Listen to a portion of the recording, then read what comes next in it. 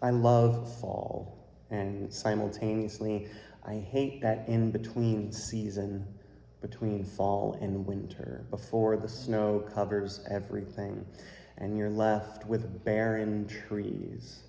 Sad-looking trees. I mean, I love when they're all colorful and everything, and even when they start to fall, but once all the leaves are done, before nothing else is on the trees, it always reminds me that things are kind of bare, kind of terrible sometimes. And I think we feel that way about the world. I think that that's something that we know and something we accept, that there are times when it's all just terrible. We know and feel and understand the state of the world. You can't turn on the news without seeing bad news. Now, part of that is because, well, the bad news is what sells headlines. But it's everywhere. Bad news after bad news after bad news. Wars and rumors of wars, infighting, people hating other people because of the color of their skin, how they were born, things like that. Just horrible, terrible news. And it's easy to get lost in a spiral of despair when you see it all. And it's not even just a local thing anymore. It's literally all across the world. Like when we see local bad news, that's terrible because that's like right in our backyard. But the problem is that the problems aren't just there, they're everywhere. There are not just people hurting here in our backyard, but it's across the world.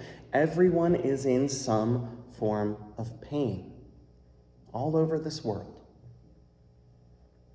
The problem with pain in and of itself is that when someone we care about is in pain, it causes us distress.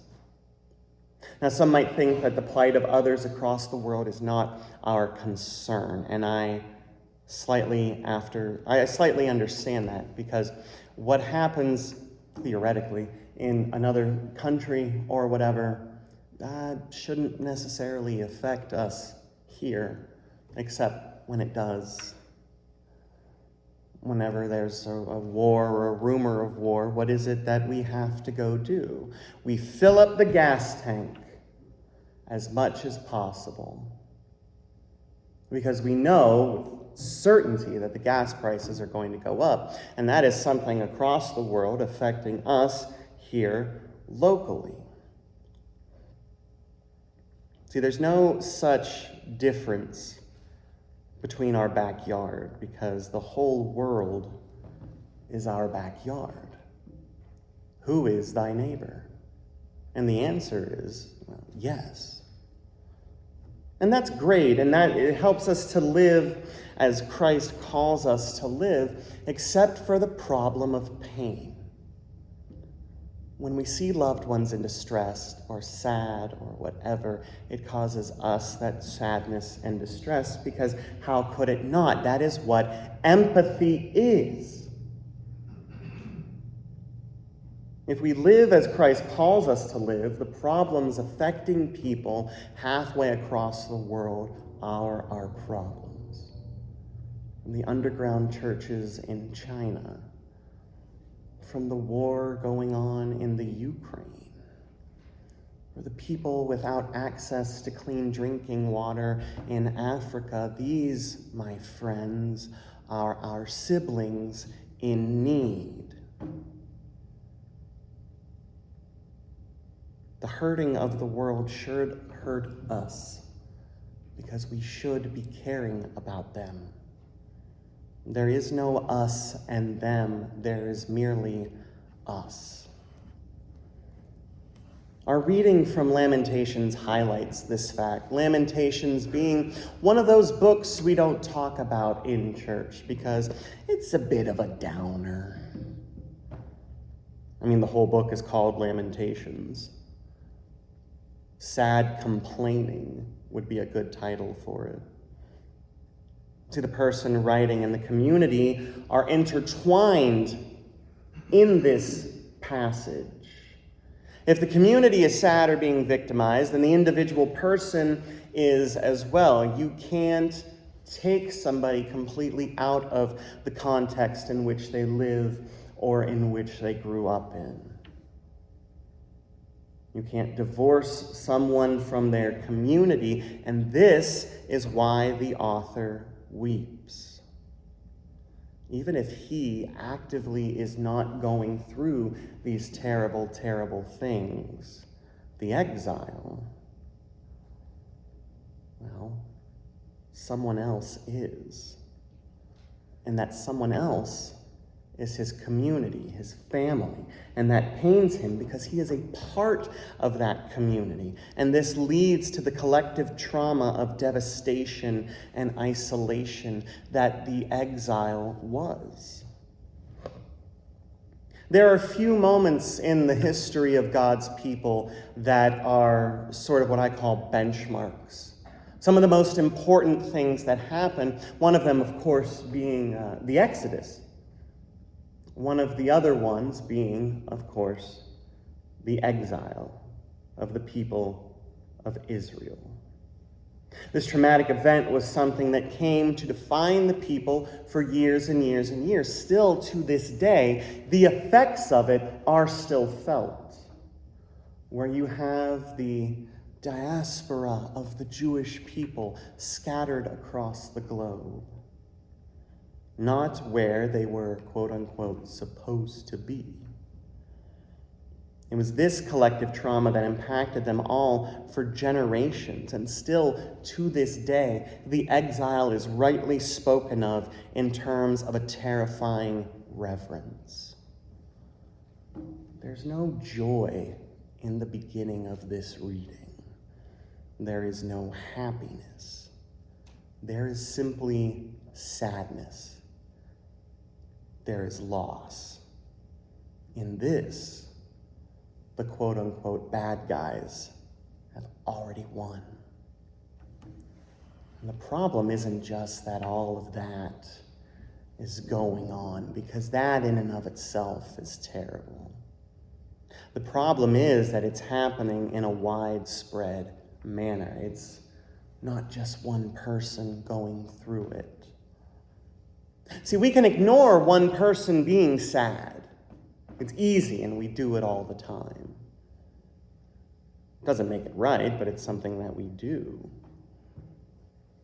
But the more people that are affected by something, the more people that are impacted by decisions of others and things happening to them, well, that causes us to stop. If one of my friends in my friend group is sad, it's very easy to fix because the rest of my friends all rally and gather around that individual and lift that person up. But if we're all sad and hurting at the same time, who then is going to hold us up? It's the group that suffers. It's the fact that everyone in it. I think that when one person is affected, it's just easy to sweep it under the rug, because if one person is going through something, it doesn't make it a pattern. And when you start getting a group of people through an event and witnessing something and going through something like the exile, it becomes a pattern. It becomes a widespread problem, and it oftentimes leads to bad things. Taking this in a large way, the pains and problems of those across the world, then, should be thought to impact us. They should affect us. They should bother us. It should affect us in a very real and powerful way, because after all, I'm 99.99 repeating % sure that we were all, as human beings, fearfully and wonderfully created in the image of God. The idea of family being something merely biological is hokum to me. I don't buy it. There are things called found family. And to be completely frank and honest here, if we have one God the Father, who created us in God's own image. Therefore, logically, on a theological sense at least, that would make us all family. But I wonder why it doesn't bother us. I wonder why the little girl in Africa who can't go to school because she has to collect water for her family, and that's an all-day affair. I wonder why that doesn't bother us often. I wonder why the women being killed in Iran for not wearing their hijabs, I wonder why that doesn't bother us. Maybe it's just because we get used to it. And see, that's one of the worst things about pain in general, is that at some point, if you can't fix it, then the only thing that you can do is just live with it.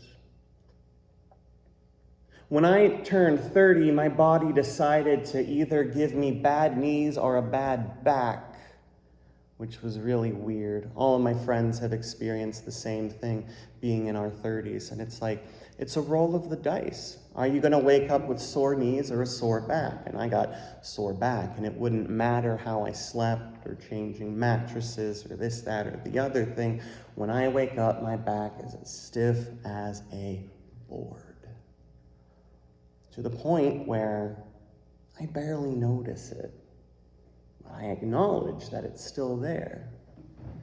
That's what pain does for us.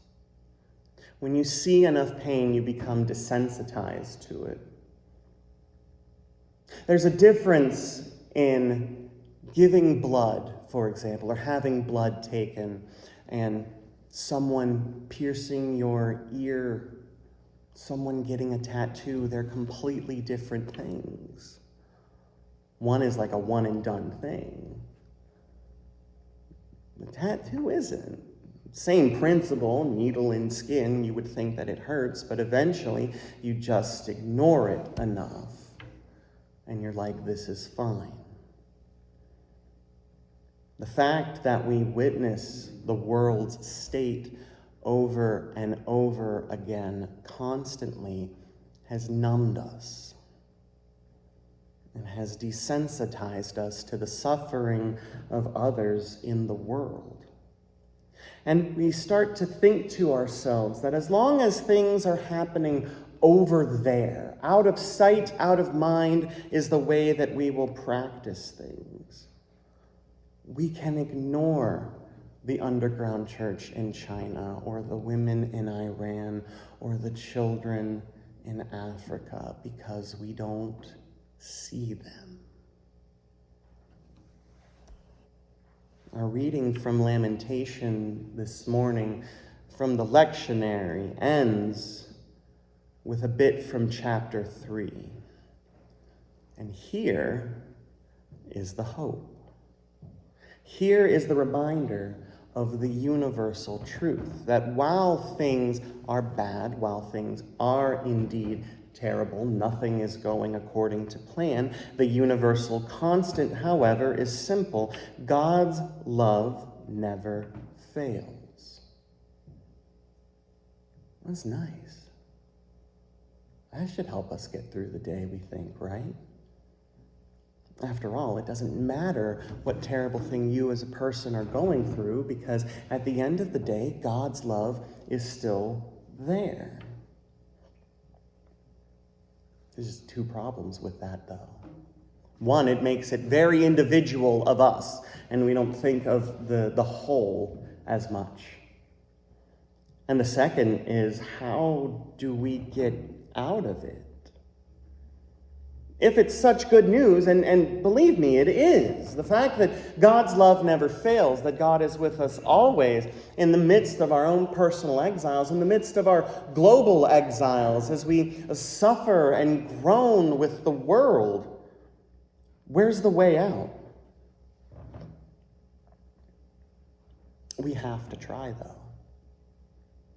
And I know that it's impossible. We can't affect the world halfway around the globe, no matter how much we want to. It's the giving problem. When someone asks you for money, what do you do? Do we give them money? Do we tell them to get a job? Do we take them to get what it is that they need to make sure that they get what it is they say that they need? Too many variables. Now blow that up to the fact that halfway around the world, how am I going to personally impact the people in Africa or the people in Iran or China or Russia or wherever? Can we? Do we personally have enough to help change the world? I'd like to believe that the main crux of this question is posed to us in the reading from Luke this morning. The disciples, or apostles, depends on where you're reading, have previously understood and been taught the simple truth of the high cost of discipleship. They don't make it easy to be a prophet. They don't make it easy to do what it is we're supposed to do for a number of reasons, I suppose. And this passage about a mustard seed is a not so subtle reminder of that. The disciples, upon hearing the risks and cost of discipleship, they think, wow, that's incredibly hard. We need something to help us with that. I know. We need more faith. And they flat out ask that. Give us more faith. It's the wrong question, though. Jesus even tells them that a little bit of faith can do great things. And this is in part where we get the whole faith the size of a mustard seed idea. It's this notion that as long as you have even the smallest, tiniest kernel of faith, that you are able to do great things. You are able to make these world-changing things happen for you and for the world. Jesus says that if you have a tiny amount of faith, you can do great things. You can uproot a tree and have it go plant itself in the ocean. You can overturn a mountain, these wonderful, powerful, earth-shaking things. And it doesn't even appear to take that much faith. Just a little bit. A little bit of faith and trust. They're asking the wrong question when faced with discipleship. It's not, I need more faith. It's the quality. They need better faith. I'm going to be honest with you. I love the fact that I could walk into Walmart right now and spend a little under $1 for a 2-liter of something called Dr. Thunder. But it ain't Dr. Pepper. Now, is one better than the other? We tend to assume that the more expensive something is, the more on brand something is. That's the one that we should get. And sometimes that is the case. I would suggest that this, when it comes to dealing with our faith, that is the case. It does not matter how much faith you have. What matters is if you have the authentic, real faith. I believe in part that this is why Jesus has very harsh words at the end of this passage, talking about slavery. Don't even take credit for the things that you do. It's just your job. Really seeming to drive home the point of just how hard discipleship really is. See, we live in our comfortable 2022 world and lives. We don't do slavery anymore, or at least we don't call it that. There are other ways that we have people sort of enslaved. I things like debt.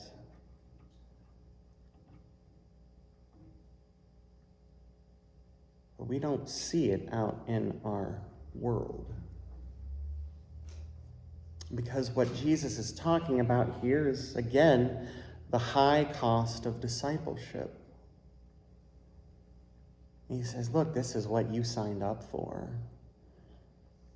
We agreed to follow Christ, knowing we should have known. And if you don't know, or you didn't know, you should know now just how difficult it is to follow Christ.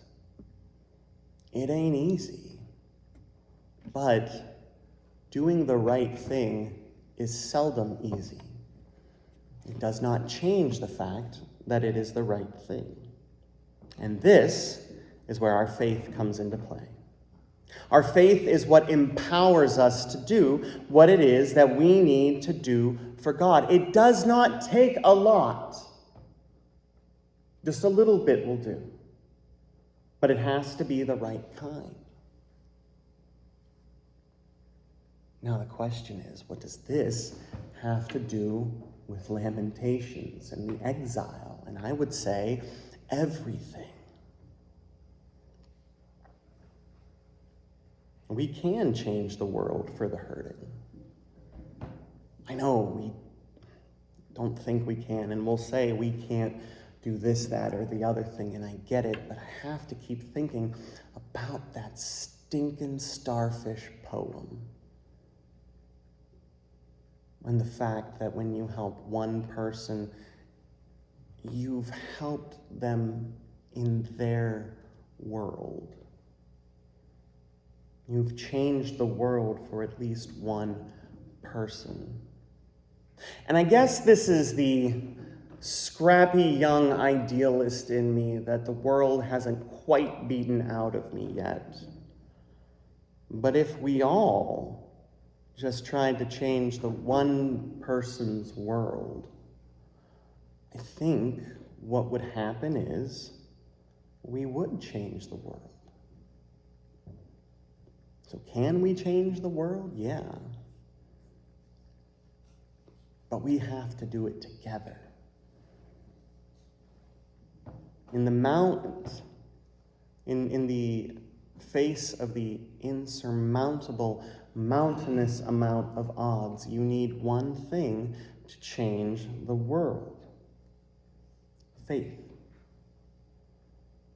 We can make a difference in the world.